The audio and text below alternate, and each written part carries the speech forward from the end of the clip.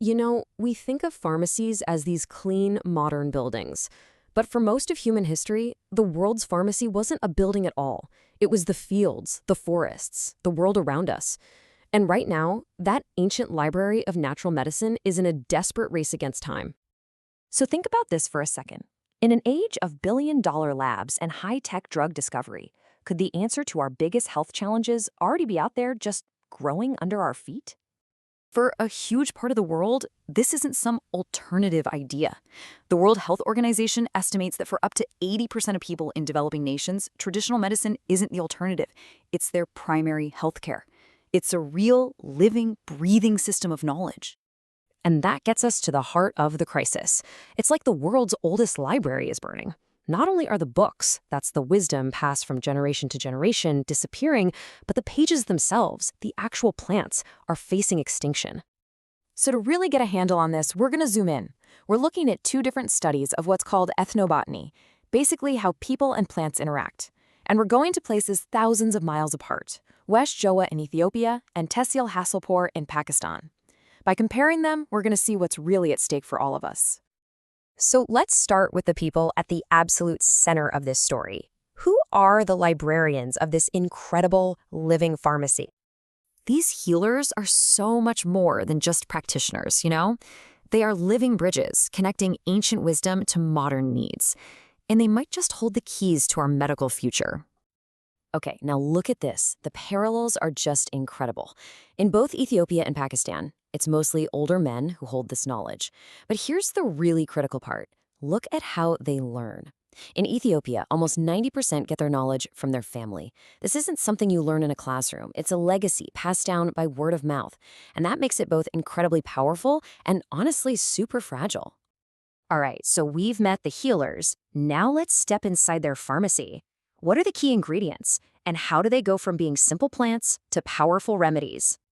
What's pretty amazing is that in totally different environments, we're talking forests in Ethiopia, plains in Pakistan, these healers have figured out that one part of the plant is often the most powerful. And you can see it right here. In both places, it's the leaves. So why leaves? Well, scientists think it's because leaves are kind of like a plant's chemical warfare department. They're packed with potent compounds to fight off pests and disease. And it's those exact compounds that can become our medicines. And the similarities just keep coming. See this? The Fabaceae family, that's the bean family.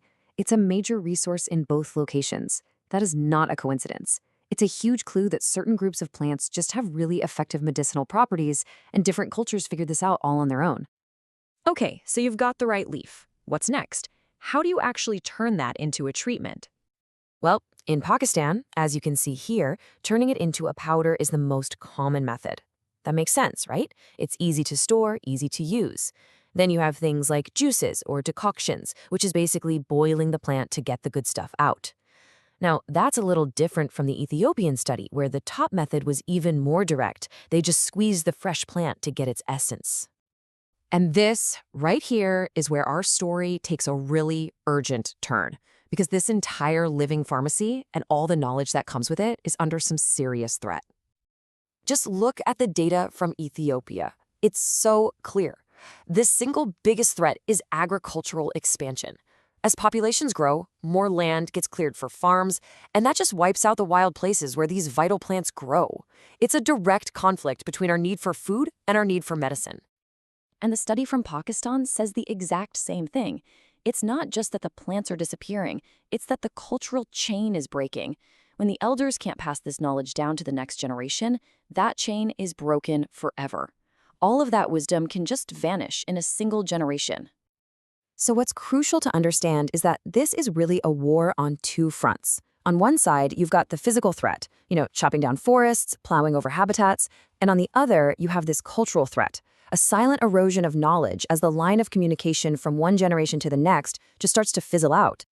So, you might be thinking, okay, but why does this really matter to me if my medicine comes from a drugstore in a little box? Well, as it turns out, what's in that little box in the future might depend on everything we've just talked about. Get this. This is a stunning fact. 1/4, 1 out of every 4 modern medicines we use came from a plant. Aspirin, that's from willow bark. Powerful cancer drugs from the Madagascar periwinkle. Our modern pharmacies were literally built on the blueprint of the natural world. And this has never been more urgent. We're facing the terrifying rise of superbugs, bacteria that our current antibiotics can't touch. We desperately need new weapons in this fight. The solutions could be hiding in these plants, but only if we can find them and understand them before all this knowledge disappears for good. So what do we do? What's the path forward?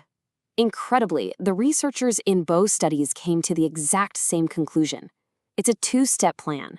First, we have to urgently document and preserve this knowledge before it's gone. And second, we need to bring in modern science to test it, to validate it, and to really understand the power hiding in these traditional cures. So we're left with this really big question. This isn't about choosing tradition or science. It's about building a bridge between them. How can we honor this ancient legacy while also using its wisdom to solve the health crises of tomorrow? Finding the answer to that, well, it won't just save the past. It could define the future of medicine for every single one of us.